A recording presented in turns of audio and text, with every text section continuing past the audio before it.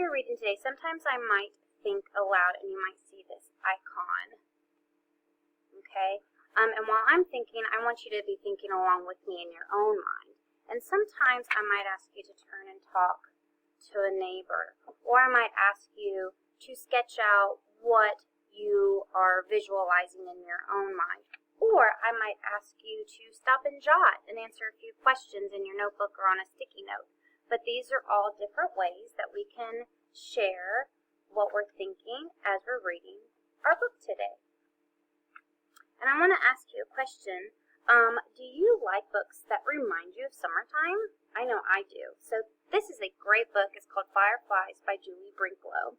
And it's about a child who goes out at night to catch fireflies with his neighborhood friends. This book reminds me of doing the same thing when I was younger. So, readers, as you read harder books this year, the author will tell you about some things that happen, but some things you'll have to infer. One way to do this is to not just read the words, but look at the pictures too. Readers use the words and pictures to visualize or imagine what is happening in their minds. They make a movie. We'll practice this today as we read Fireflies.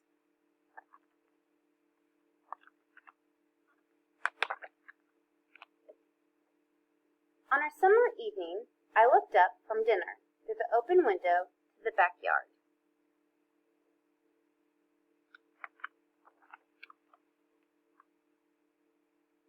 It was growing dark. My treehouse was a black shape in the tree, and I wouldn't go up there now. But something flickered there. A moment. I looked, and it was gone. It flickered again, over near the fence. Fireflies! Don't let your dinner get cold, said Mama. I forked the meat and corn and potatoes into my mouth. Please, may I go out? The fireflies. Mama smiled, and Daddy nodded. Go ahead, they said. So I'm going to stop here, and I want to think, okay? I'm getting the idea that the child is excited. Their mom said not to let their dinner get cold. Then they forked all the meat and corn and potatoes into their mouth, like piling it on their fork and just shoving it in their mouth. So this makes me think that the child is rushing to get through their dinner or finish eating to go outside.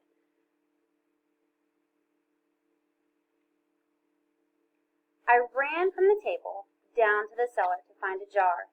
I knew where to look behind the stairs.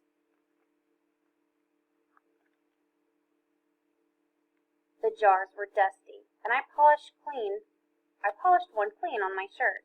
Then I ran back up, 2 steps at a time. Holes, I remembered, so they can breathe. And as quietly as I could, so she wouldn't catch me dulling them, I poked holes in the top of the jar with Mama's scissors.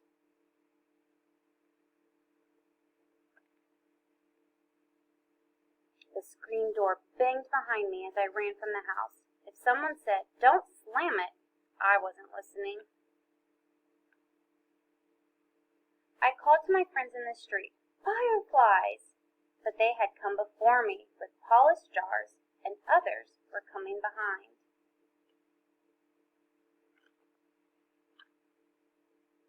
The sky was darker now. My ears rang with crickets, and my eyes stung from staring too long.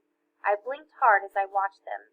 Fireflies, blinking on, blinking off, dipping low, soaring high above my head, making white patterns in the dark. We ran like crazy, barefoot in the grass. Catch them, we cried, grasping at the lights. So I want to stop here and I want us to think. This picture looks like all of the fireflies are lit up at the same time. I'm going to reread the pages, and I want you to close your eyes, and I want you to visualize what is happening. So go ahead and close your eyes, and just listen as I reread these pages again. The sky was darker now. My ears rang with crickets, and my eyes stung from staring too long. I blinked hard as I watched them. Fireflies, blinking on, blinking off, dipping low, soaring high above my head, making white patterns in the dark. We ran like crazy barefoot in the grass. Catch them, we cried, grasping at the lights. Now what I want you to do is we're going to talk about, talk and share and describe what you saw happening in your mind. How is that different from what you saw in the picture when you opened your eyes? So I want you to go to the next slide, and I want you to type down and share what you saw and how it was different.